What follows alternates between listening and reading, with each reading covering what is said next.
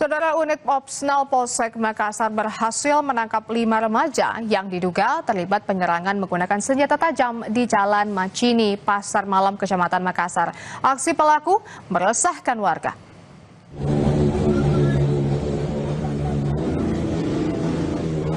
Kelima terduga pelaku ditangkap di sejumlah lokasi berbeda di wilayah kota Makassar, saudara.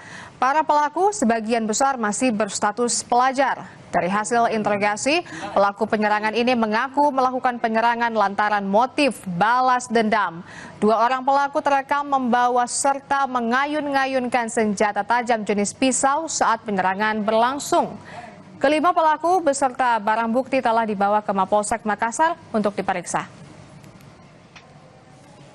Remaja ini mengendarai sepeda motor dan melakukan penyerangan terhadap warga di Macini Raya. Apakah ada korban jiwa?